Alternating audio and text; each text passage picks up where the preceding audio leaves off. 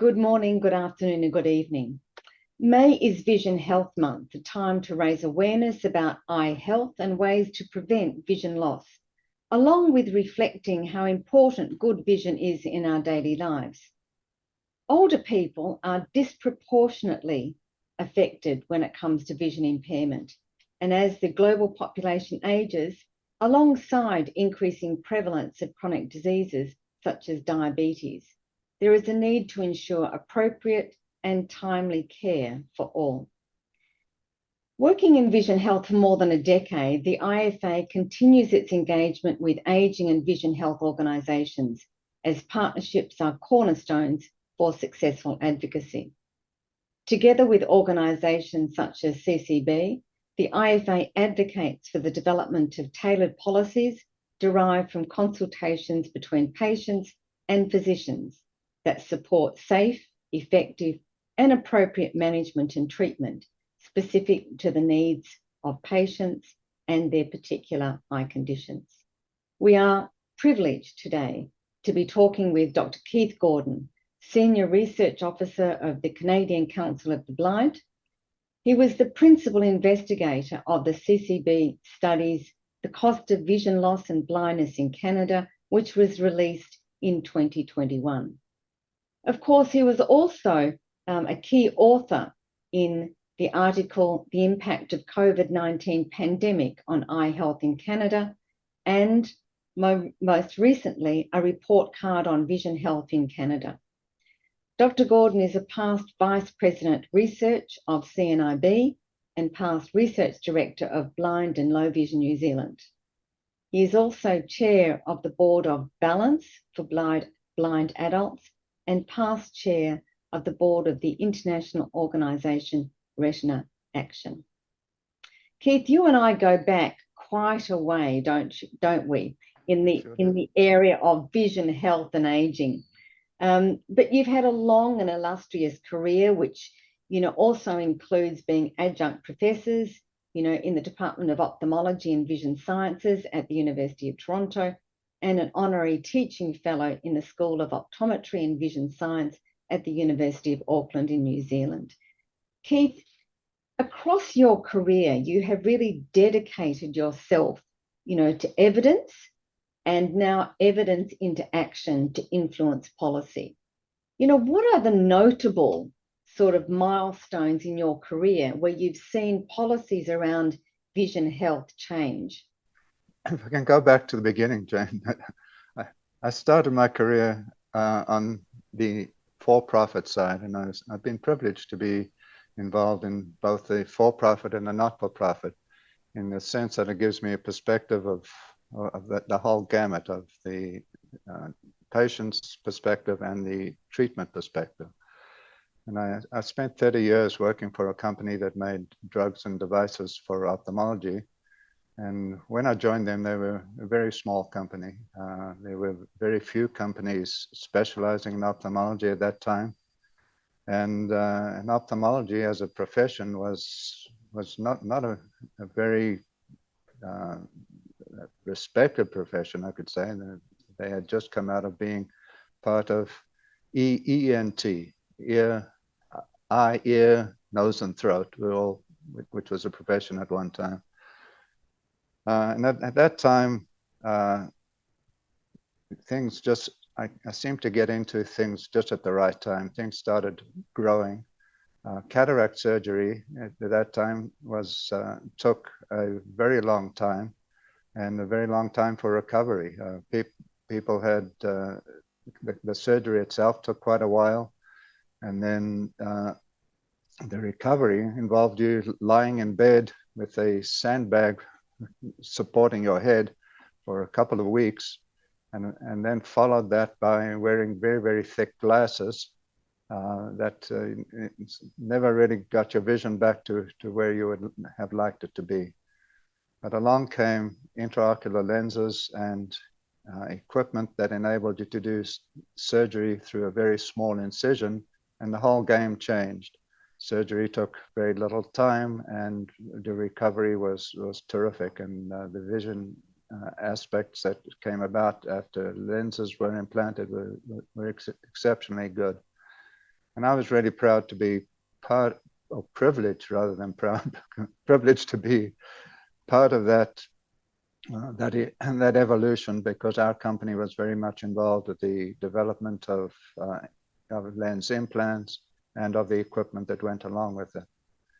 At the same time, the treatments were changing, and there were better treatments for glaucoma, and eventually better treatments for macular degeneration and diabetic retinopathy.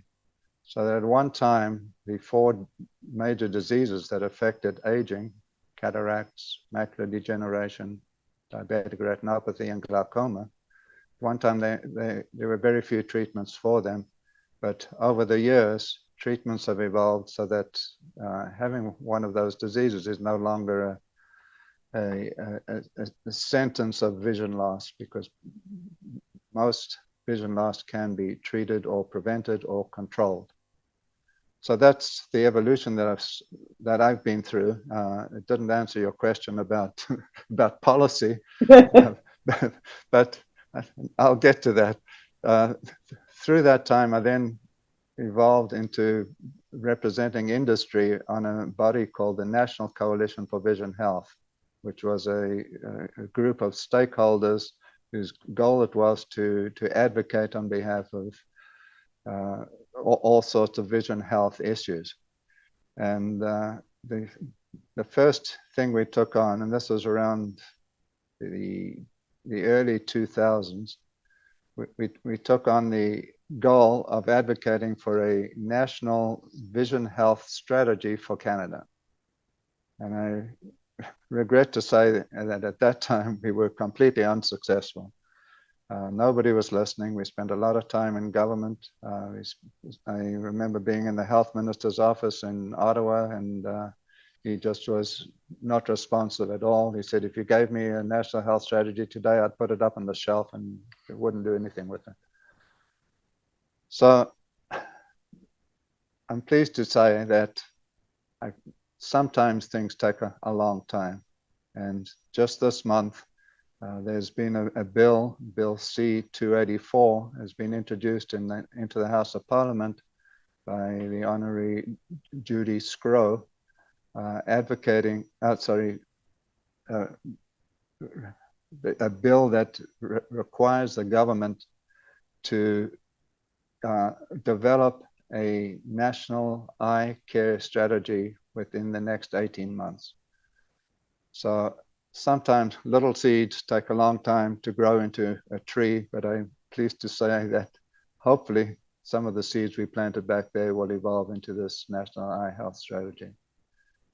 And I would encourage anybody listening to this to go to the website of Fighting Blindness Canada. It's fightingblindness.ca, and send an email to your MP encouraging your MP to vote for this bill to make sure that it becomes law. So I think that was a long way of answering your question about advocacy, but advocacy sometimes takes a heck of a long time, and I feel that I've almost spent a lifetime trying to advocate for this national health strategy, and maybe I will see it within my lifetime. Well, I'm sure you will, but I think it's very important that we note that to our audience, and we'll put it up on our website and develop an article to raise the awareness. I just want to just touch on a couple of things that you said.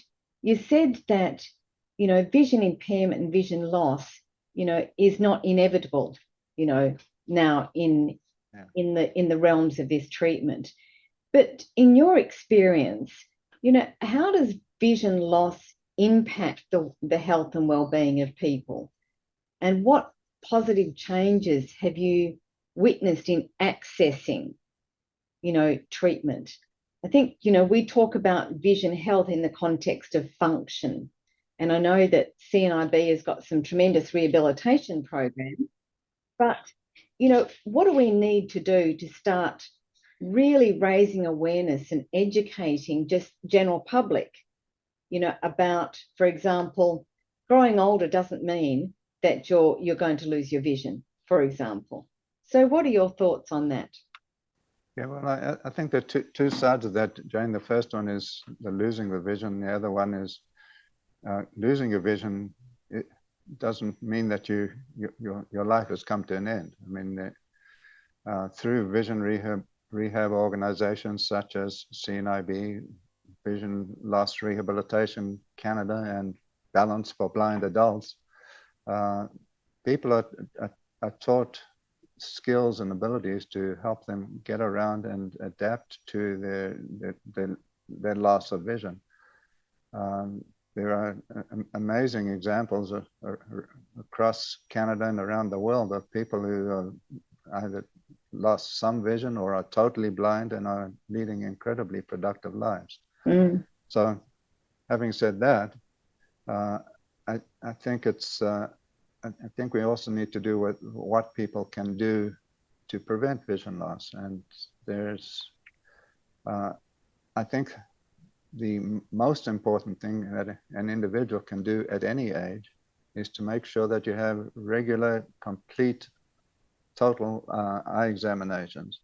Not just go to your GP and look at the chart, but go and have an eye examination with an optometrist or an ophthalmologist, and make sure that the eye doctor looks in the back of your eye where they can detect a whole slew of things that may be developing. One can lose a fair amount of vision without being aware of it, and it's really important to keep checking. The fact that you say, "Oh, my eyes are fine. I don't have any problems. I have no pain." You can lose vision without having pain in your eye. So that's the most important thing that I think one can do. And you referred, Jane, to the study we did on the impact of COVID.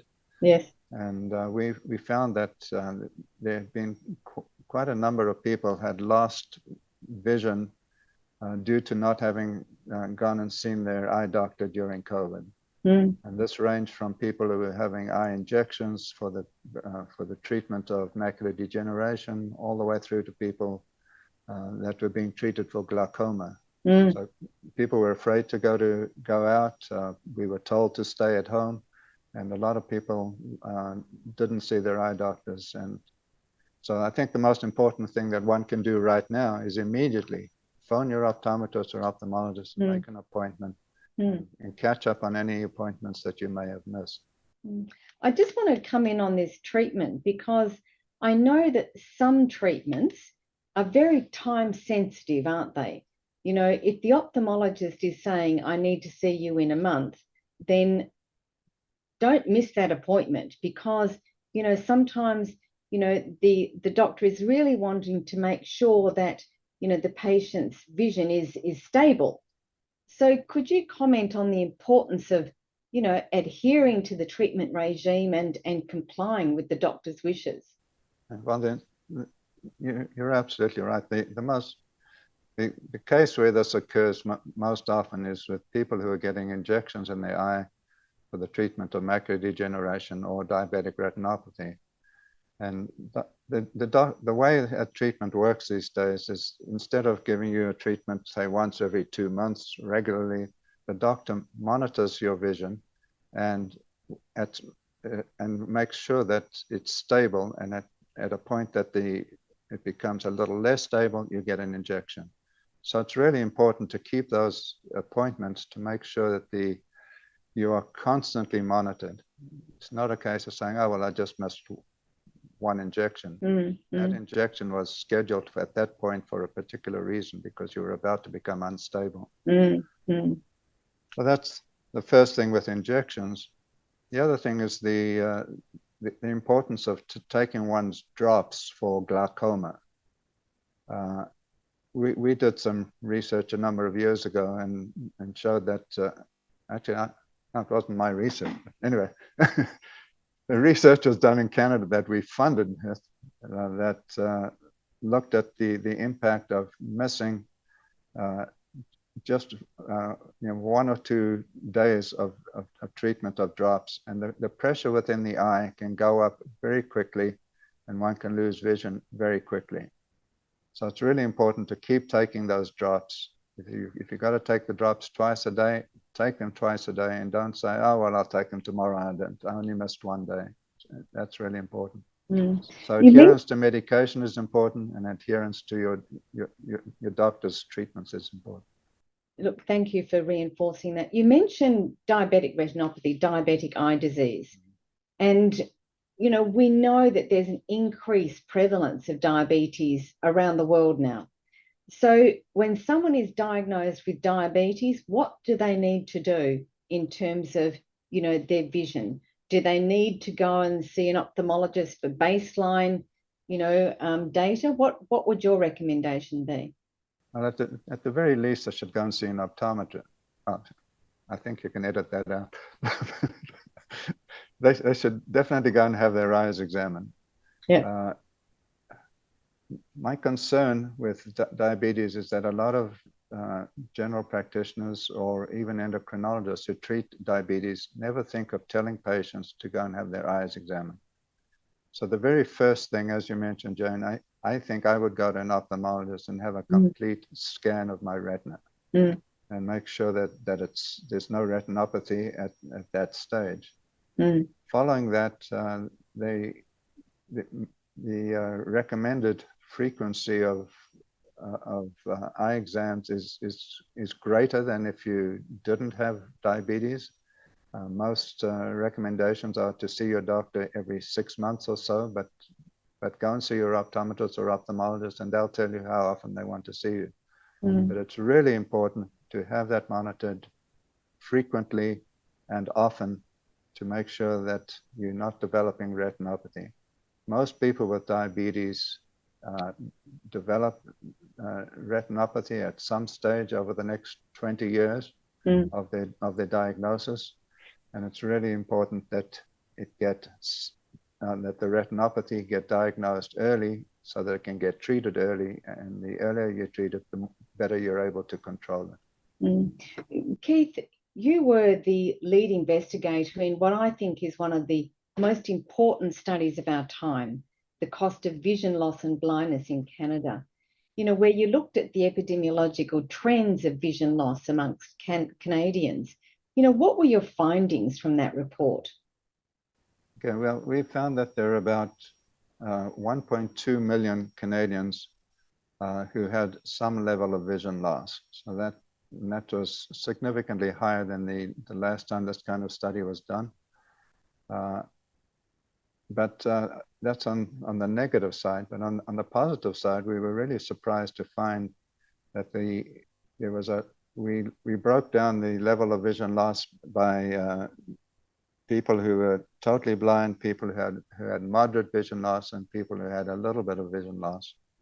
And we were surprised to find that the people who were totally blind were much fewer than we had expected. And we think that it's due to the evolution of these new treatments that we were talking about, the injections into the eye that enable you to maintain whatever vision loss you have, but don't your vision doesn't deteriorate as greatly as it had before. So we think that was the one thing. The other aspect of what we found is that there were about 8 million people in Canada who have one of the 4 major eye diseases. That's cataracts, macular degeneration, diabetic retinopathy, and glaucoma. And those 4 diseases are all diseases associated with aging. Now, there are 8 million people in Canada. That's almost 1 in 4, 1 in 5 Canadians as a whole, but it's a much greater percentage of people over the age of 65. So these are the people that I think need a major focus. If you're already diagnosed with the disease, you need to make sure that that disease is carefully monitored and treated if necessary. Doesn't mean that these 8 million people are experiencing vision loss at this stage. No. But they have the disease and they need to be monitored. And that really takes us back to one of your first conversations, and that was this very important bill that is going to be tabled in Parliament. And that's a national strategy. You know, how do we take national strategies, you know, and bring them into provinces? Canada is such a complicated country when it comes to policy development. So how can we take what we hope is going to be passed in Parliament and bring it through to a provincial level? That's the next challenge. We hope that it'll be the way the bill will be, the way the strategy will be written, that it can be used as a template for the provinces to develop their own strategies. And as Canada is, one province will say, well, I don't think that this is important or that is important. But I can't see how the provinces, once the strategy is published, provinces can't ignore it. And we will make sure, as a patient organization, the Canadian Council of the Blind will be there to make sure that every province is aware of it, and we will advocate on that behalf. Hope it won't take another 20 years, but you never know. Well, we don't know, but you can count on IFA to join this fight, a very important fight. And that brings me to Ontario. Over the last few months, there have been some important policy decisions in Ontario. One of them, for example, was reducing OHIP covered vision services from, I think, 12 months to 18 months. And also the forced switching of from biologics to biosimilars when it comes to certain treatments for diabetic retinopathy and age macular disease. What are your thoughts about this reduction of OHIP covered vision services? Is it worth the fight, to come back to the government and say, look, we think this is a bad idea because it's going to cost you more and it will ultimately cost us more? What are your thoughts about that policy?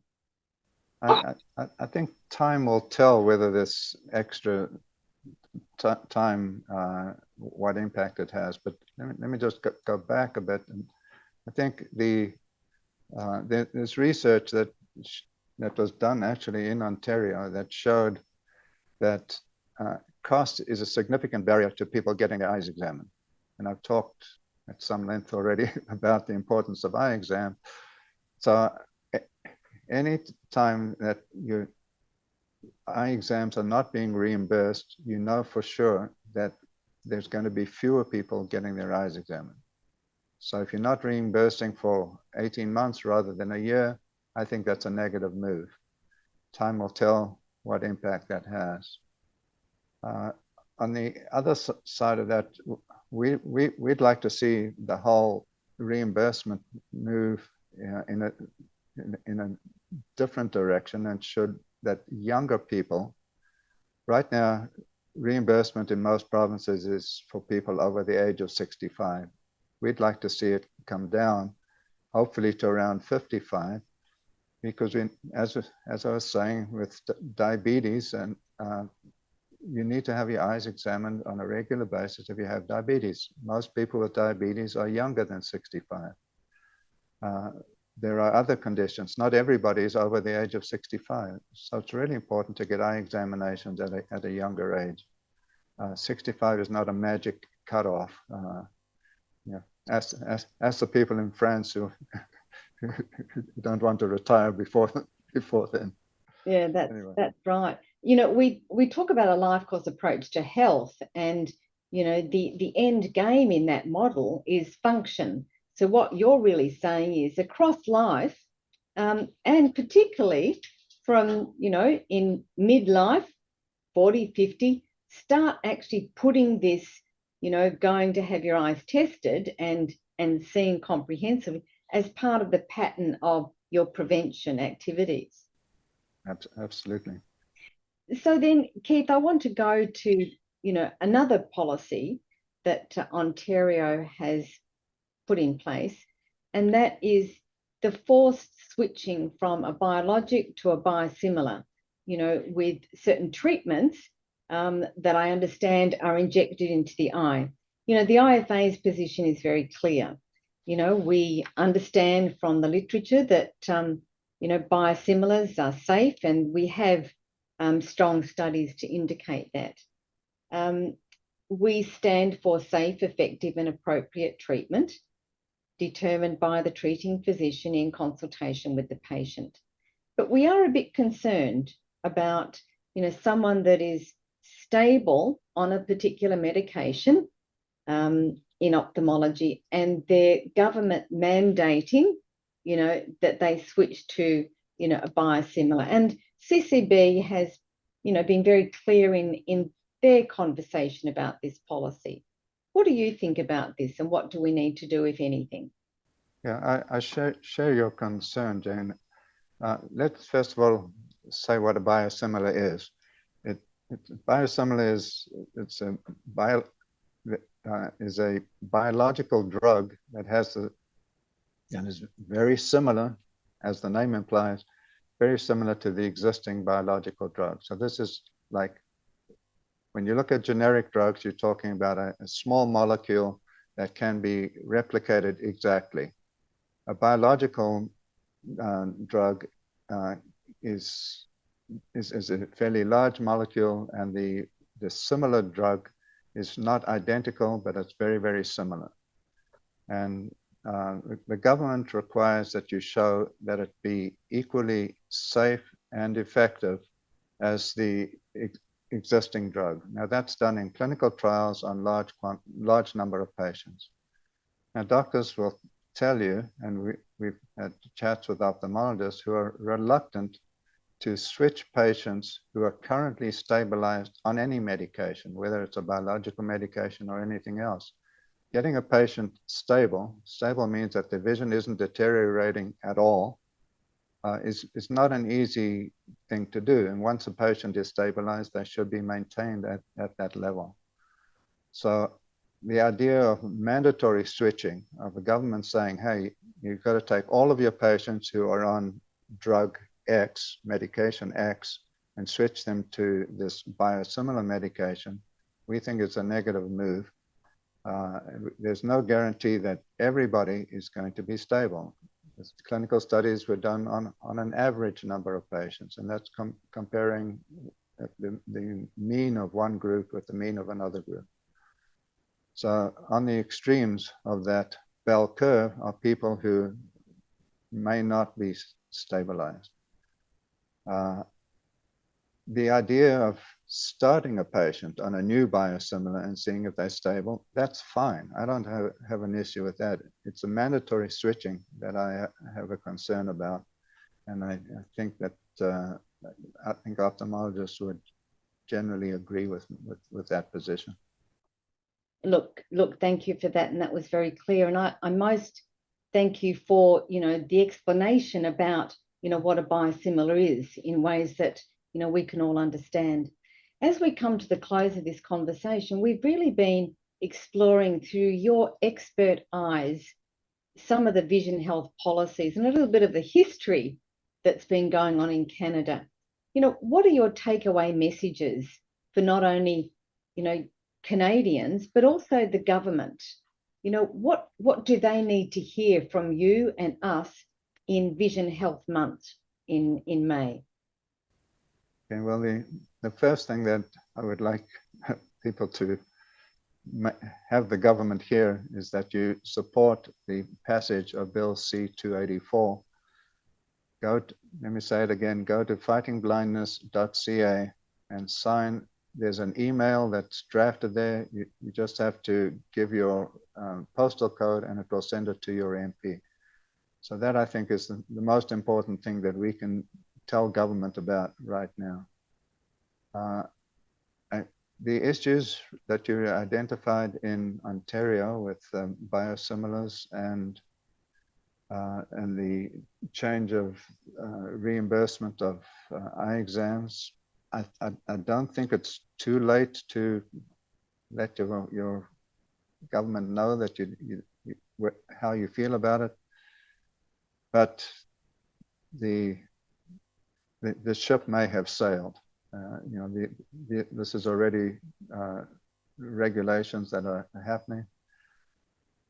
The biosimilars, they've mandated the government has mandated switching of 5 medications, none of which are used in the eye. So I think there is still a gap there. There's still an opportunity to let the government know that you don't want them to make switching of ophthalmic medications mandatory because of the reason that I've talked about of stabilizing one's vision. So I think that one is still open. I think it's still worth contacting your MP or Minister of Health and let them know that you're not in favor of mandatory switching. But the frequency of eye exams may be a bit late. Look, Keith, thank you very much for being with us today. What you've done for us today is actually shown through the prism of your experience and expertise and your passion for vision health, areas that we can take responsibility for as individuals, for our own health and well-being, but also join with others in ensuring, Bill 284 is tabled and supported in Parliament. Keith, it's been a pleasure talking with you. We go way back, I think probably 2 decades. And, the way that you are clear and concise and informative, is always an inspiration to me. So thank you for your time today, Dr. Keith Gordon, Senior Research Officer of the Canadian Council of the Blind. Thank you. Thanks very much, Jane, and thank you for this opportunity.